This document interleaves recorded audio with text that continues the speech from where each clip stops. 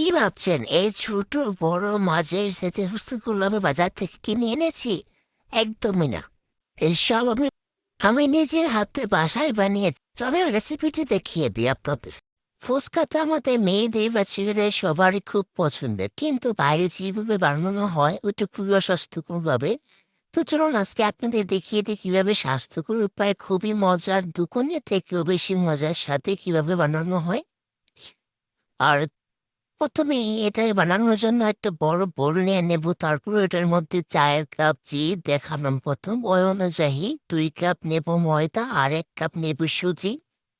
তারপর এটার মধ্যে পরিমাণ মতো লবণ দিয়ে দিব। তারপরে যে এরকম একটু গর্ত টাইপের করে যেভাবে ওই যে সিমেন্ট বালু করে ওইরকম ভাবে একটু তেল দিয়ে দিবেন। তারপর ভালোভাবে এটাকে মিক্স করে নেবেন, দোলা টাইপের করে নেবেন যাতে মুট করলে তারপর হালকা প্রেস করলে ভেঙে যায়, আগের মতো হয়ে যায়।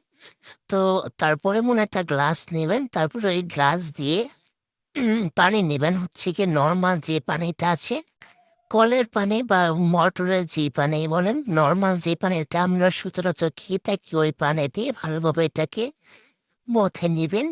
মধ্যে তারপর দেখবেন এই যে এরকম একটা স্ট্রাকচার হবে, খুবই শক্ত। আর অনেক শক্ত না, মোটামুটি শক্ত। হুম একটু পরে দেখিয়ে দিব কিভাবে প্রেস করলে সুন্দরভাবে দেবে যায়। এটা দেখতে পাচ্ছেন। তারপর এই যে এটা আলাদাভাবে সাইডে রেখে দিব। তারপর সবকিছু নিয়ে চলে আসবে হচ্ছে চুলার পাশে। চুলার পাশে এসে বেরন করে নিয়ে তারপর গোল একটা রুটি বানিয়ে নেব। তারপর একটা বাজ দিয়ে দিব যাতে মাঝে যেই ভাজটা হয় ওইটা যাতে সুন্দরভাবে ফুলে উঠে। তারপর আলু সিদ্ধ করে নিয়েছি অন্য সাইড দিয়ে। আলুটা খুব সুন্দরভাবে সিদ্ধ হয়ে গেছে। তারপর আগে থেকে কেটে রাখা পেঁয়াজ, মরিচ আর ধনিয়া পাতা একসাথে লবণ দিয়ে মেখে তারপর আলুগুলো ম্যাশ করে এটার মধ্যে দিয়ে দিচ্ছে।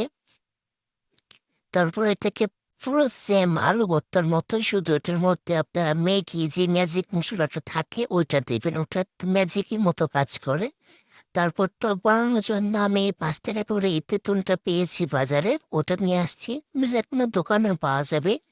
তারপর ওইটাকে একটু ভিজিয়ে রেখে তারপর এটা হাত দিয়ে ভালোভাবে চটকিয়ে নিচ্ছি যাতে তেঁতুলের যে টকটা থাকে ওটা উঠে আসে পরে। তারপরে একটু বানানো শেষ ওটা আলাদা।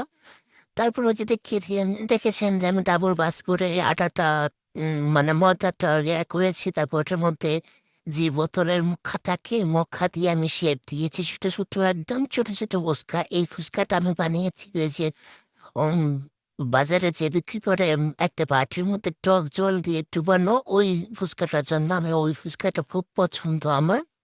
তো ফার্স্টে একটা দিয়ে দেখলাম কেমন হয়, দেখলাম না মাশাআল্লাহ খুবই সুন্দরভাবে ফুলতেছে। তার- তারপর সবগুলো একসাথে দিয়ে দিলাম, প্রায় অনেকগুলো করে। তারপর হচ্ছে এটাকে আস্তে আস্তে নাড়াচাড়া করে বা সব দিক দিয়ে উপরে একটু তেল দিয়ে তারপর এটাকে ভেজে নেব।